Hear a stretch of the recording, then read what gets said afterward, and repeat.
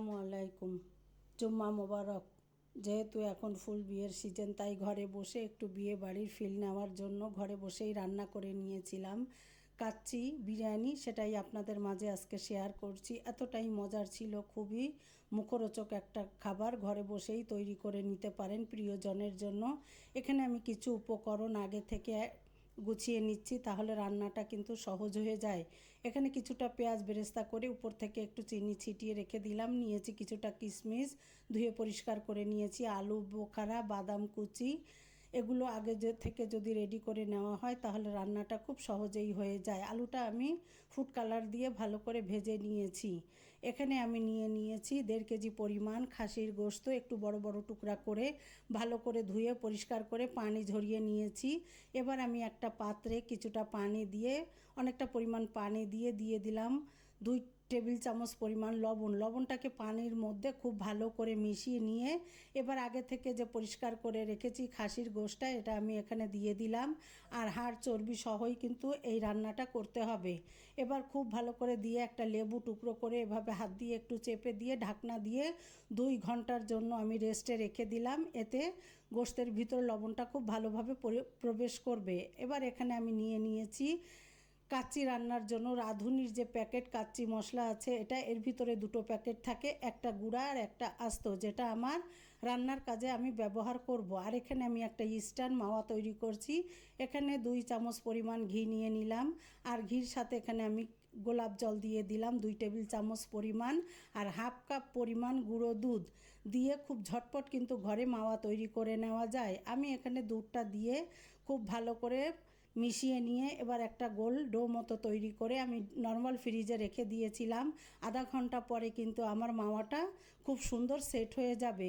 এভাবে আমি এবার রেডি করে ফ্রিজে রেখে দিয়ে এখানে আমি আরেকটা কাপে এখানে কিছুটা কুসুম গরম পানি নিয়েছি 1 কাপ পরিমাণ, নিয়ে এখানে 1 কাপ পরিমাণ দুধ দিয়ে দিলাম। দিয়ে এখানে আমি আরও 4 টেবিল চামচ পরিমাণ ঘি দিয়ে দিচ্ছি। এই উপকরণ সবগুলোই কিন্তু আমার রান্না কাজে ব্যবহার হবে। এবার এটাও আমি খুব ভালো করে দুধের সাথে মিশিয়ে একপাশে রেখে দিয়ে আরেকটা বাটিতে আরও কিছুটা কুসুম গরম পানি নিয়ে এখানে আমি হাফ কাপ পরিমাণ গুঁড়ো দুধ দিয়ে দিলাম আর একটু ফুড কালার দিয়ে দিলাম। দিয়ে এটাও আমি মিশিয়ে এক সাইডে রেখে দিলাম।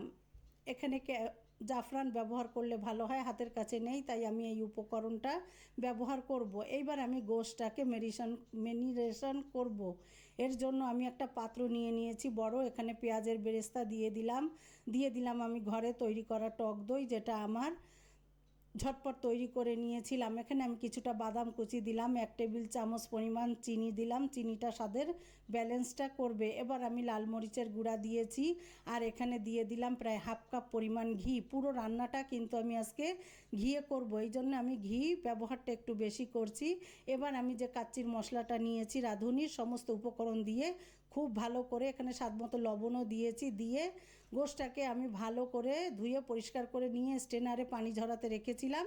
এই পর্যায়ে দিয়ে হাতের সাহায্যে খুব ভালো করে মাখিয়ে নিচ্ছি। এ পর্যায়ে কিন্তু আমার একটা জিনিস স্কিপ হয়েছে, আপনাদের জন্য প্রশ্ন থাকলো এই উপকরণটা কি আপনাদের বলতে হবে। এখানে আমি দিয়ে দিলাম পেঁপে বাটা, দিয়ে আরও কিছু সময় খুব ভালো করে মাখিয়ে নিয়েছি। খুব ভালো করে মাখিয়ে নিয়ে এবার আমি উপরে একটা ঢাকনা বা একটা র্যাপিং পেপার দিয়ে আমি মুখটাকে ভালো করে সিল করে নর্মাল ফ্রিজে ঘন্টাখানেকের জন্য রেখে দিলাম। সারা রাত রাখতে পারলে অনেক বেশি ভালো হয়। আর এখানে আমি চিনি গুঁড়া চাল নিয়েছি 3 কাপ পরিমাণ, ধুয়ে পরিষ্কার করে পানি ঝরিয়ে রেখে দিলাম। এবার আমি 1 ঘন্টা পরে আমি ফ্রিজ থেকে গোশতটা বার করে আমি যে পাত্রে কাচ্চিটা রান্না করব একেবারেই আমি সেটাই সেট করে নিচ্ছি। আমি গোশতটা আগে প্রথমে দিয়ে দিলাম, দিয়ে এখানে আমি আলু দিয়ে দিলাম। আমি এখানে 4টা আলু ব্যবহার করেছি, একটু বড় টুকরো করে লাল করে রেখেছিলাম, এটা দিয়ে দিলাম। আলু বোখারা দিয়ে দিলাম আর ইনস্ট্যান্ট যে মাওয়া তৈরি করেছি আমি মাওয়াটাও এখানে দিয়ে দিলাম। এবার আমি এখানে দিয়ে দিচ্ছি পেঁয়াজ বেরেস্তা আর সমস্ত উপকরণ দিয়ে গোশতটা কিন্তু আমি এক পাশে রেখে আমি চুলায় পানি বসিয়ে দিয়েছিলাম। পানিটা ফুটতে শুরু করেছে। এই পর্যায়ে আমার বাকি যে আরেকটা প্যাকেটে আস্ত মশলা ছিল, এটা এখানে আমি দিয়ে স্বাদমতো লবণ দিয়ে খুব ভালো করে নাড়াচাড়া করে নিয়েছি। এ পর্যায়ে কিন্তু আমি একটু সামান্য ঘি এখানে অ্যাড করেছিলাম। এবার 80% আমার ভাতটা হয়ে আসলে স্ট্রেনারে ছেঁকে আমি সরাসরি কিন্তু এই গোশতের ভিতরে উপর থেকে দিয়ে দিলাম। আর এইভাবে একটু যদি পানি থাকে তাতে কোনো সমস্যা নেই, যেহেতু গোশতটা আমার একদমই কাঁচা, দমে কিন্তু এই পুরো রান্নাটা হবে। আর এভাবে আমি সব ভাতগুলো উপর থেকে দিয়ে দিলাম, দিয়ে বাকি যে উপকরণগুলো ছিল, প্রথমে আমি ঘি আর দুধটা যে রেডি করে রেখেছিলাম এটা এখানে দিয়ে দিলাম। পুরোটাই আমি চারিদিক দিয়ে ঘুরিয়ে ঘুরিয়ে সুন্দরভাবে দিয়ে দিলাম। এবার ফুড কালার সহ যে দুধটা আমি রেডি করেছিলাম এইটা আমি একটু একটু করে চারিপাশে দিয়ে দিলাম। আপনারা স্ক্রিনে দেখে হয়তো বুঝতে পারছেন। এবার দিয়ে দিলাম আমি পেঁয়াজের বেরেস্তা, আর দিয়ে দিলাম বাদাম কুচি, কিশমিশ ব্যবহার করেছি, আর যে ইনস্ট্যান্ট মাওয়া তৈরি করেছিলাম এই মাওয়াটাও আমি এখানে দিয়ে দিলাম, 4টা কাঁচা ঝাল দিয়ে দিলাম। এটা সুন্দর একটা ফ্লেভার অ্যাড হবে। আমি একটু মুখটা ফাটিয়ে দিয়েছি।